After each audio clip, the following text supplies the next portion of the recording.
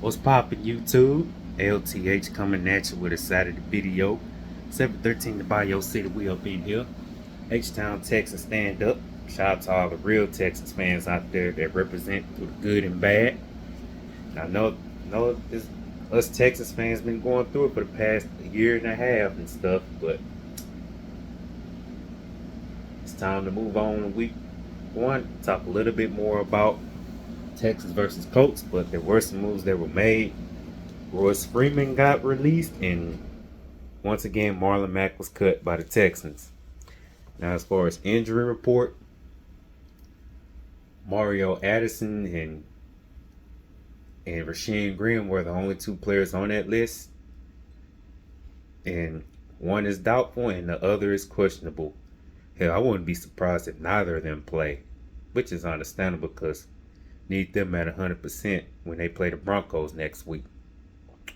So, and of course, year two is Davis Mills' make or break year. So, which begins tomorrow, by the way.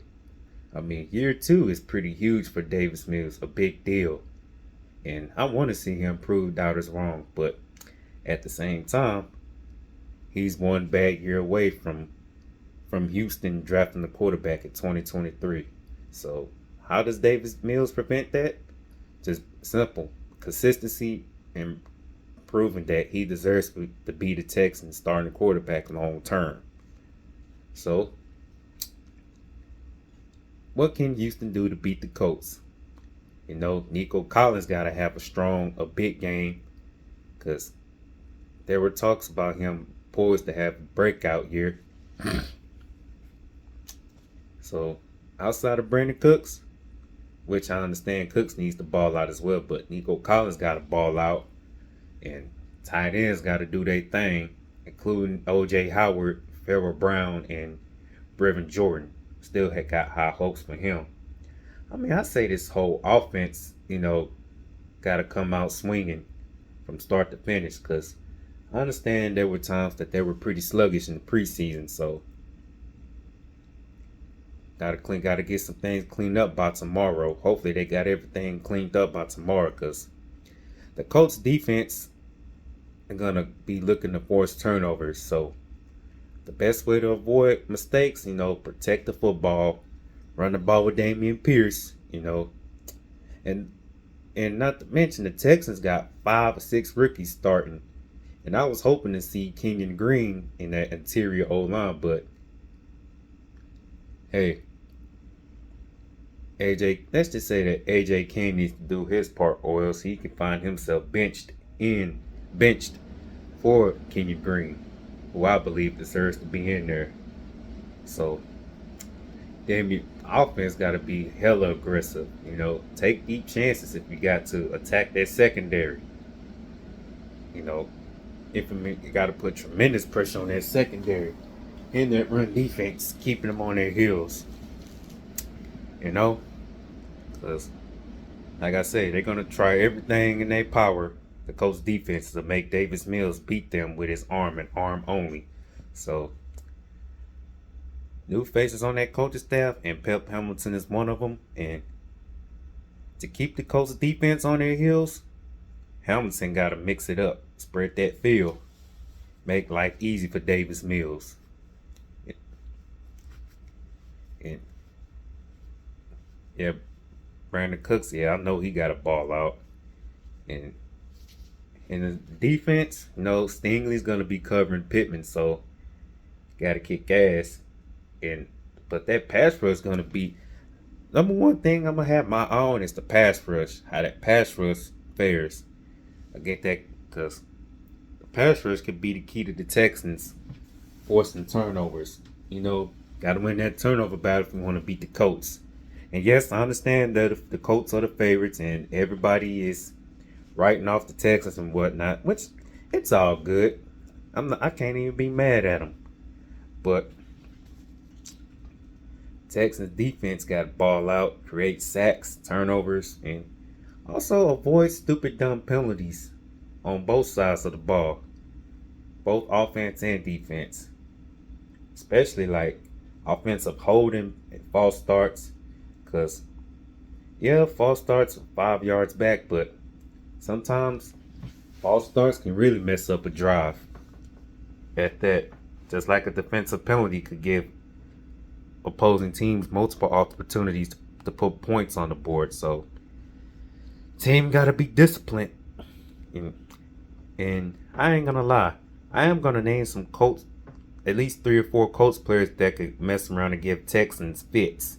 You know, DeForest Buckner, Stephon Gilmore, Kenny Moore, and of course Jonathan Taylor, who bitch slapped the Texans both games last year. And by the way, the Colts outscored the Texans 62-3, by the way, which was brutal. And the Colts own, correct me if I'm wrong, the Colts own a 33-9 record versus Houston all time. Yeah, that's how I know the Colts historically owns Houston. So Houston want to start off right, start off the season right, you know, gotta start off by attacking that Colts defense and neutralizing DeForest Buckner and that D line, and even the pass rush. And I know Darius Leonard's not playing in this game, but can't take that Colts defense lightly. You know, especially with DeForest Buckner in it, who's gonna lead the charge in that pass rush. So gotta neutralize him and put tremendous pressure on that secondary to make plays. Make the secondary beat you with that, you know, with that air attack. You know, seems like Davis Mills got to play smart. Like the whole team got to play smart if they want to beat the Colts. Because if not, they start off the game turning the ball over like 3 or more turnovers. Houston's gonna have a hard time winning this game against Indy. You know, have a hard time, or they could even get blown out. You know, let the Colts start off hot, and Texans' inability to do what they got to do, they're gonna have a hard time beating Indy, to be exact. So, Houston wants to avoid that. They got to be real smart. You know, Nico Collins got a ball out. Stingley, Petrie, Jonathan Grenard got a ball out. You know, D-line got to show up. Hell, even the coaching got to show up.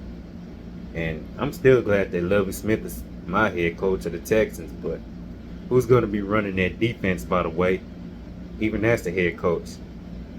So, coaching got to be on point.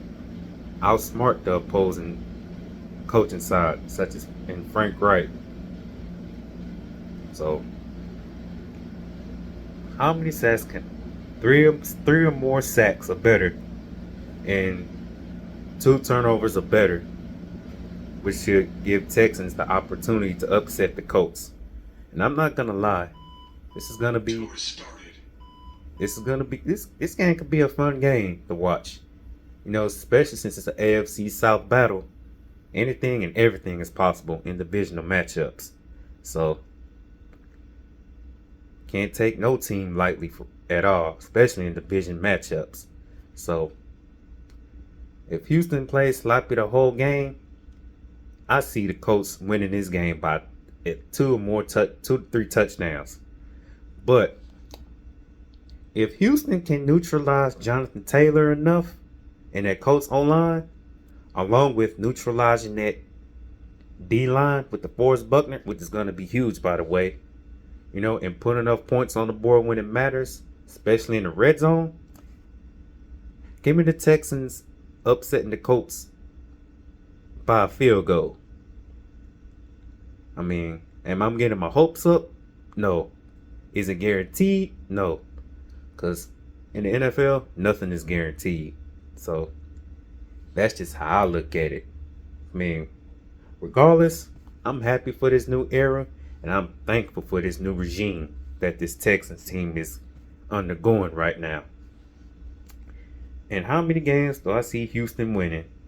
At best, 8 to 9 games. And how many games that the Texans win at worst? 5 to 7 games. Yeah, still better than 4 wins, but not to mention, Houston is. There are signs that things are getting better with progression, by the way. So let's see what happens tomorrow at noon. And yeah, that's about all I got. So my recap video, which is likely gonna be on a Monday, recap Monday, because that's when I'll do all my recap Texans videos going forward on Mondays now. So be on the watch out for that. So till my next video, LTH checking on up out of here. 713 to Bio City. Always and forever 24/7 365. Go Houston Texans. I'm outie.